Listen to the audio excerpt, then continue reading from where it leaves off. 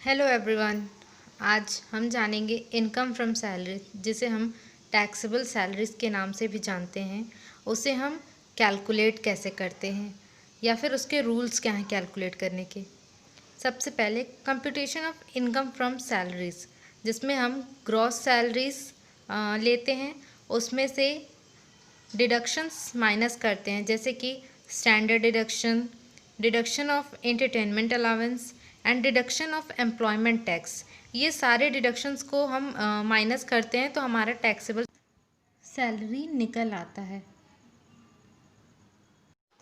Let's see the easy way of calculating gross salary. सबसे पहले हम क्या करेंगे, जो सैलरी होती है उसमें जितने भी कंटेंट्स आते हैं like basic salary, bonus, commission, fees etcetera, इन सबको हम लिख देंगे। फिर हम जो हमारे टैक्सेबल अलाउंसेस होते हैं उन सबको लिखेंगे।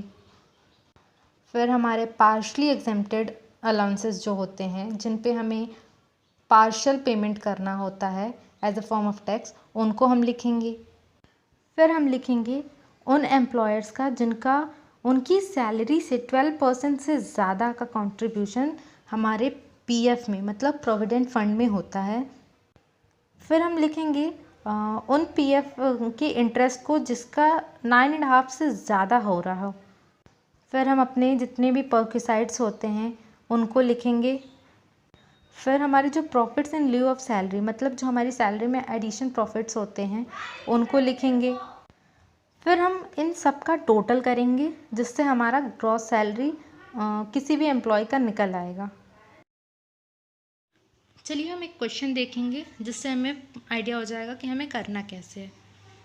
मिसेस आना, who is employed for the post of receptionist in a hotel, got rupees 20,400 per month as a salary during the previous year 1920।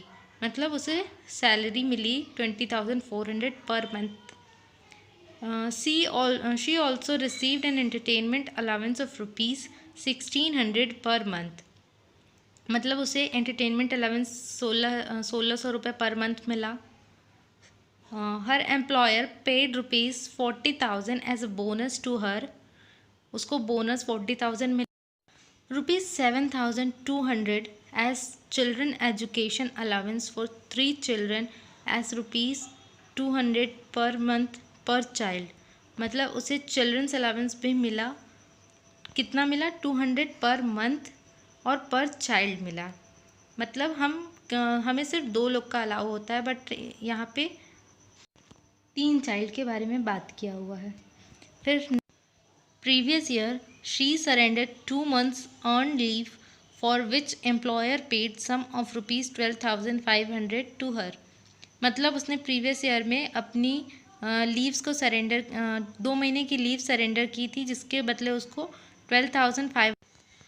During previous year, she spent rupees 28,000 on the treatment of her husband in a private hospital। मतलब उसने अपने husband का भी treatment कराया है। The whole of the expenses was reimbursed by the employer। मतलब पूरा employer ने उसको देखा है। Employment tax of rupees 2,000 has been due, but it has not been paid for by her। मतलब एम्प्लॉयमेंट टैक्स हमारा होता है 2,000 पर मंथ, बट उसने अभी तक पे नहीं किया है। Find the taxable salary of Mrs आना फॉर द असेसमेंट ईयर 2021। मतलब कि हमें असेसमेंट ईयर का हमें टैक्सेबल सैलरी निकालना है। आंसर स्टार्ट करने से पहले मैं आपको ये बता दूं कि इसके ये जो टॉपिक है, इसकी थ्योरी पार्ट मैंने पहले वाली वीडियो में डाल दी थी, जिसकी लिंक मैं डिस्क्रिप्शन में डाल रही हूँ, और आप वहाँ से सारे थ्योरी पार्ट्स ले सकते हैं। चलिए अब हम अपना आंसर स्टार्ट करते हैं।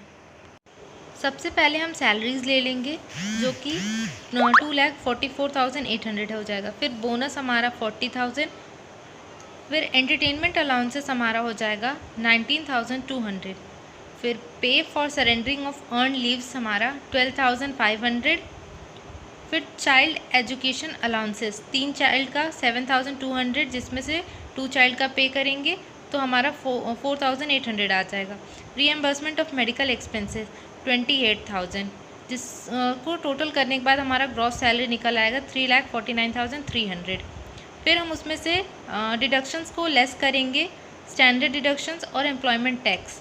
स्टैंडर्ड डिडक्शन हमारा 40,000 है, employment tax due but not paid, तो हम यहाँ पे कोई भी अमाउंट नहीं लेंगे, तो हमारे डिडक्शंस में टोटल 40,000 होगा। तो उसको हम लेस करने के बाद टैक्सेबल सैलरी निकालेंगे जो कि हमारा 3,09,300 हमारा टोटल टैक्सेबल सैलरी आ जाए। Thank you for watching this video. हमारे चैनल को सब्सक्राइब करें ताकि हमसे जुड़ी सारी वीडियोस आपको सबसे पहले मिले।